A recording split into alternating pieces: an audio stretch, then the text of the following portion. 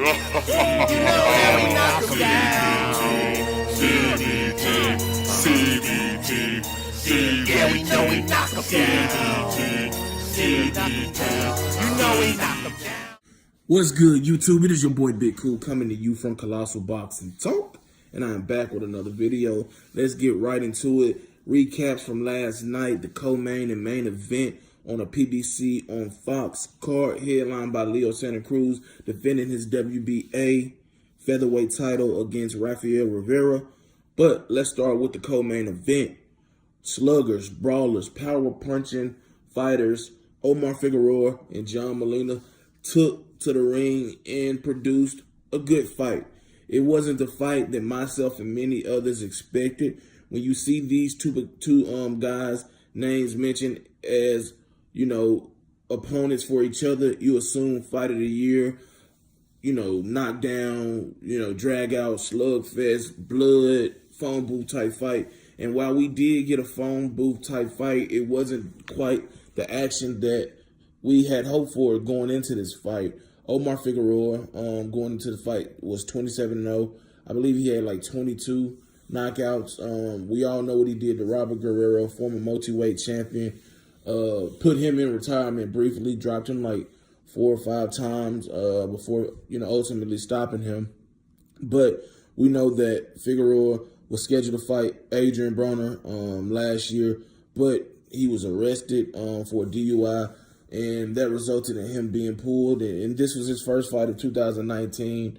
He's a young guy. I remember he came up at a much lower weight class. I want to say 130, 135, I believe, maybe even lower than that. But, he grew quickly, outgrew those weight divisions. And, he's been in a lot of action-packed fights. Go back a few years ago against a Japanese fighter.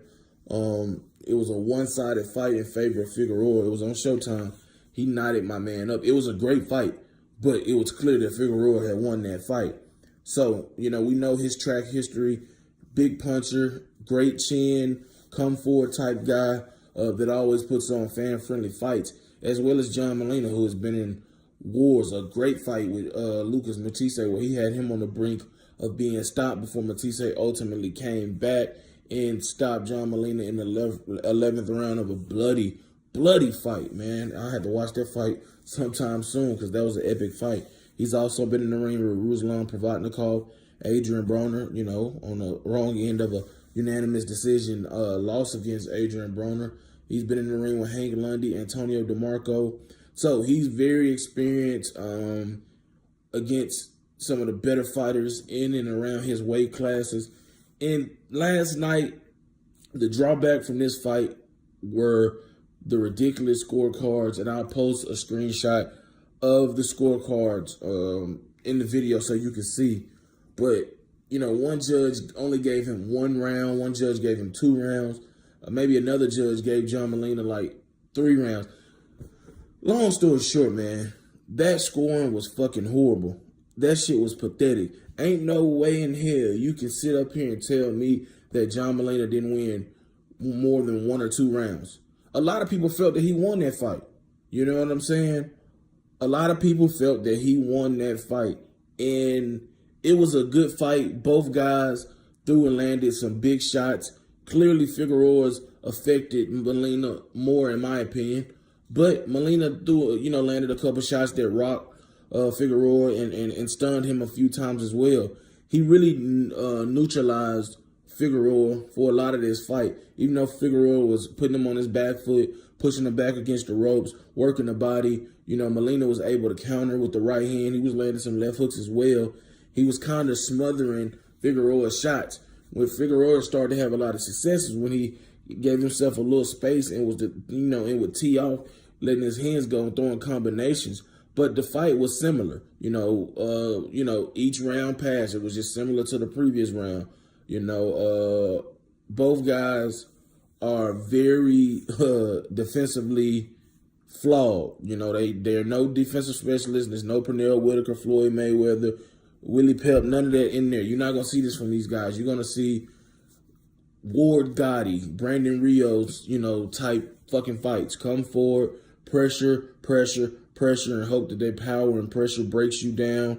and gets the stoppage victory. But those scorecards were ridiculous, man. It was bullshit. Whether you have Figueroa winning or Molina winning is irrelevant. Those scorecards just pretty much told the story of a false fight. It false advertised a fight. So for anybody that is interested in seeing this fight, but they're gonna see that headline, Figueroa wins, but controversial.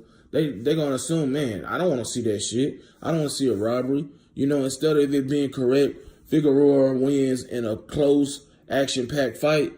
That shit is giving a negative narrative to boxing, one that it already suffers from for various reasons, whether it's the use in PEDs, the lack of big fights being made, the prima donna divas of promoters, managers, and fighters not being able to put egos to the side, and with the bad scoring, and it just continues to pile up against boxing, and the people involved in boxing claim to want to have it be back to what it used to be, but this shit keep happening. Is going to continue to be more and more black eyes for the sport of boxing. But like I said, it was a good fight.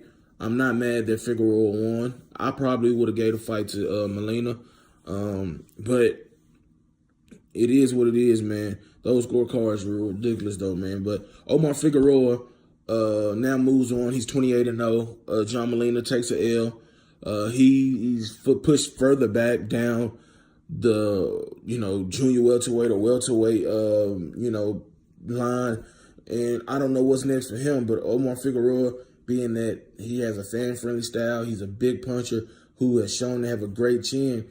He could potentially be in the running for a Keith Thurman fight. He can get an Adrian Broner fight because they were originally supposed to fight, but like I said, he got arrested for a DUI, and that in turn allowed Jesse Vargas to step in. But I wouldn't be surprised if Keith Thurman selecting him as another tune-up fight, even though that would be dangerous for Thurman, but it's still a fight that he's more than capable of winning. Or I definitely won't be surprised if he fights Adrian Broner. And another name just to throw out there.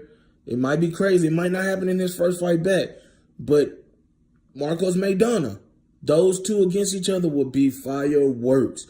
Marcos Maidana a few weeks ago or last week announced that he's coming out of a retirement and intends to fight at 147, but his first fight will be this summer at 154, which is junior middleweight. But if he can get his ass in shape and it be beneficial to his body, Omar Figueroa versus Marcos Maidana would be an action-packed fight. I don't know who would win that fight. So that's a sleeper fight that could happen down the line. Not the next fight for Figueroa, but maybe one, in the fall or the winter for him. So, look at that. Now let's go on and talk about the main event. You had Leo Santa Cruz, the WBA featherweight champion, taking on Rafael Rivera in the main event.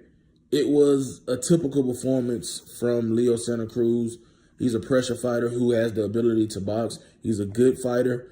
He lacks the power that you would love to see, and that indeed kind of causes his fights to be boring, lackluster, and just not entertaining. Because normally when you see guys with a high, work rate and a helter-skelter type pace and style to them, they're entertaining, and they possess the ability to get you out, whether it's from an accumulation of punishment or, one or two punch knockout power. He doesn't have that.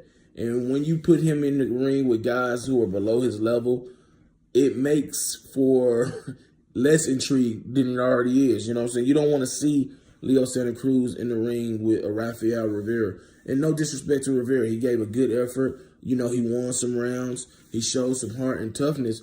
But we want to see Santa Cruz face the not even the Carl Framptons, the Gary Russells, the Josh Warringtons, the Oscar Valdez's. We want to see him face those guys. We didn't see him fight Abner Mares twice. We didn't see him fight Carl Frampton twice.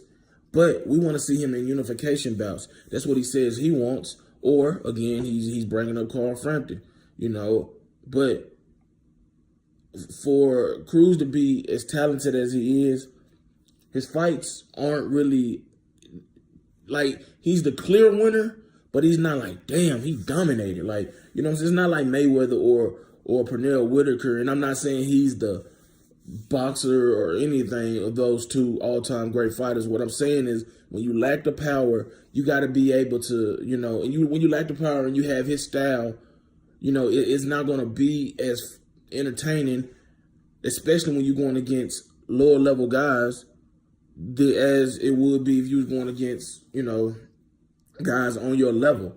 You know what I'm saying? There's no way he should be brawling with Rivera. He had, at times in that fight, he was jabbing, you know, shooting that right hand from a distance, you know, throwing that left hook, and Rivera couldn't fuck with him.